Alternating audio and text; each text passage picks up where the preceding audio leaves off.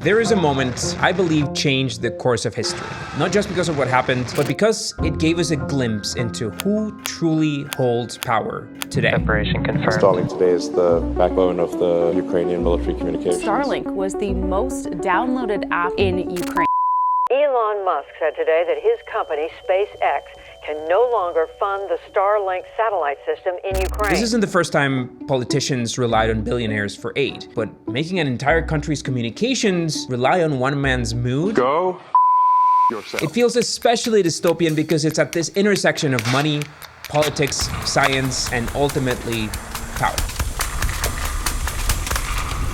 And Elon is not alone. Tech CEOs, but especially tech billionaires, have now shown us that they can cozy up to any ideals, to any party, and to any candidate as long as they're winning. But over the last few years, that latching, that power, has grown bigger and bigger, and it has gone unchecked, leaving us all wondering not just how, but also if there is another secret agenda beyond just making more money. I don't want to be a hypocrite here, like it's money and tech that got me here in the first place, but when I started this company, I never imagined what dangerous combination tech and money could become, and that's kind of what I want to explore today.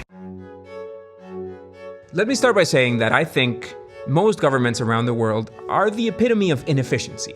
When you add to that the people in charge change every 4 years or so, it's understandable why there are frustrations in the way the world works. Wasted money, wasted staff, middle upon middle management. I would never oppose making that dinosaur organization more efficient. So, should we make governments run like a startup? In a company, being profitable is often a matter of life and death. There's no extra money that you can print, so if something isn't making money, it gets trimmed. Tech startups exist and thrive because they can move really fast. If your platform breaks or your server crashes, it's usually not the end of the world for anyone. It doesn't mean life and death for anyone, so you can take some risks and break a few things. They also work because people in a startup are motivated to go not 1 but 10 extra miles. Maybe they love what they do, maybe they love the office perks. Growth takes time, but happy workers bloom more quickly. Or maybe there is a founder cult, but the motivation also tends to relate to money. For early employees, that money is in stock options, which can be transformative, but for any of the at least 50 million people who try to start a company every year,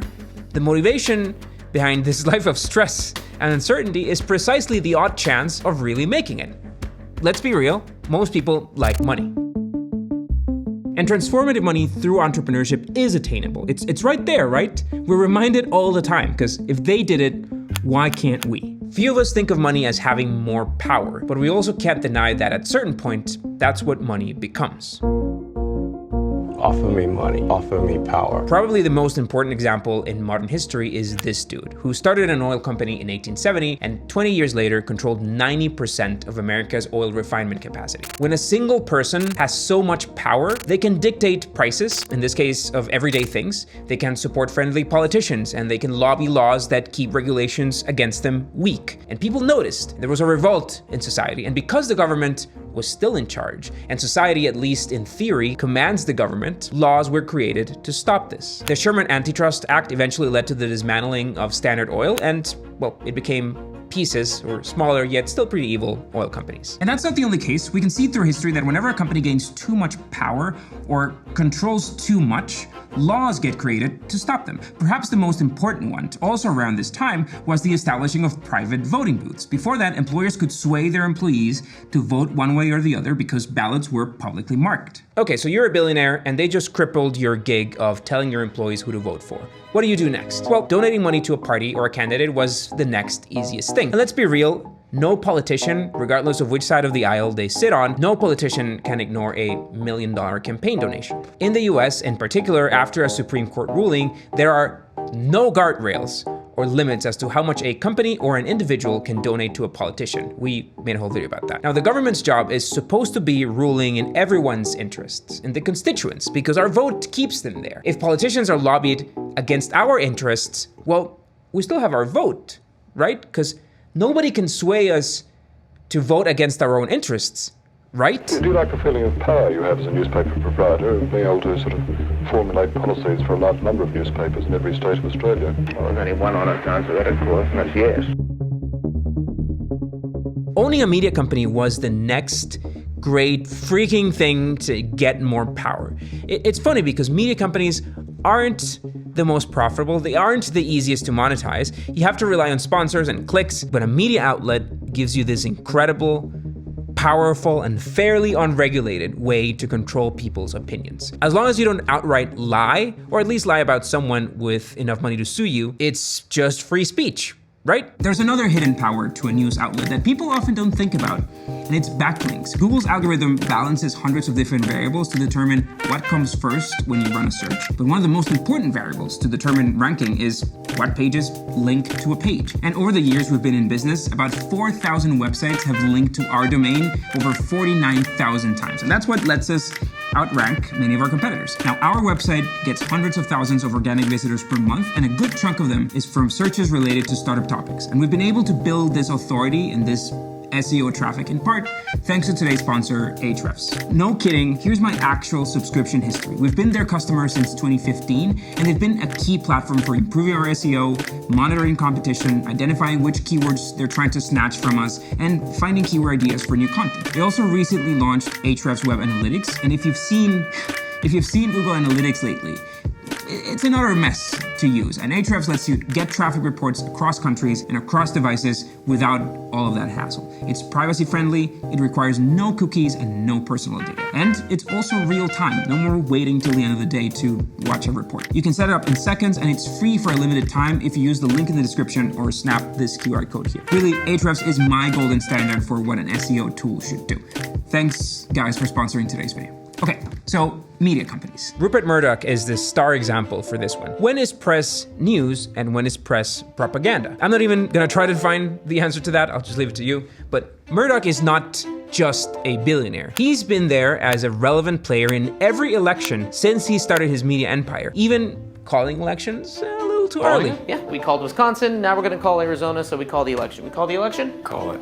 George W. Bush, the winner in Florida, and thus it appears the winner of the presidency of the United States. And I'm pretty sure that's a playbook that Bezos probably thought of when he bought the Washington Post, or that Mark Benioff thought when he bought Time, or all of these other billionaires that bought media channels. Heck, let's not forget that Michael Bloomberg even thought that he could run for president. Congress believed that Murdoch's endorsement of Jimmy Carter was to get access to a low-interest loan to buy 18 Boeing jets. An investigation by the UK Parliament revealed that Murdoch's Fox News, who initially opposed Trump's first term, shifted gears after it became inevitable that Trump was going to win, and then he stood to gain more by promoting him instead of fighting him. And being friendly with the president also might have helped him try and block that AT&T and Time Warner Media merger, which directly competed with his empire. Or, maybe he just really wanted to stop HBO from turning into Max. At some point, when money is practically unlimited, more money is irrelevant. You no longer trade with USD, you trade with influence and power. I don't believe that the Zuck started Facebook in his Harvard dorm with the vision to sway an election 15 years later. But that's not the point anymore. His platform and the way he decides to manage it, to censor it or not to censor it, does have the capacity to sway elections. Half of you as adults now consume news from social media, and I don't even need to tell you about algorithms maximizing time on screen so they're bound to show you stuff that you like and react to so you stay there longer, thus immersing yourself in this echo chamber reinforcing your biases. What should have already been evident to you, though, is that Elon didn't buy Twitter because he liked it or because he thought it was undervalued. He bought it because this was a quick and easy gateway to a similar level of control. Okay, so money and power go hand in hand, but this old school, having a media company way to gain power, that's old school. How can billionaires gain even more control with fewer guardrails without a pesky Congress on their back? There has to be a better way, right? I'm Gothic MAGA. Tech isn't evil, but when you throw tech into this mix of power, money, and control, it just becomes a truly unfair and uncontrollable advantage. When the average age of the US Congress is 58 years old, can we truly rely on these guys to put checks, balances, guardrails into how tech actually operates? Let's start with infrastructure. We established Elon and Starlink, which, again, to a geek like me, sounded like this incredibly cool idea. Like space internet, get connected anywhere in the world. I could even go out on a limb and say that I'm willing to trade off my astrophotography, which now gets Starlink satellite trails all the time, or even telescopes in exchange for truly universal internet access. I would even say that that's a fair deal. But then there's Ukraine. Is it fair for one single person to decide if a country gets internet internet access or not. And he's not the only one though. Big tech is quietly rebuilding the plumbing of the internet, their own undersea cables, so they don't have to lease them from anyone else. Soon enough, most of the internet traffic could end up going through big tech's cables and their networks. For example, Meta and some friends are building a $1.2 billion project of undersea cables to 26 African countries. And this is a fresh set of social media clients for Meta's social networks, clients that one way or another are bound to fall into their algorithm. And this would make Facebook the gatekeeper of digital access for millions of people. We believe that connectivity is a human right. The internet has so much information about what's going on in the world, what's new. Facebook, networking with people, meeting different people. But even with all of this control and oversight over what we do and over the way we communicate, even with all of this money and power, even with all of this data, we're still safe, right? We're still protected by those guardrails, right? The future is gonna be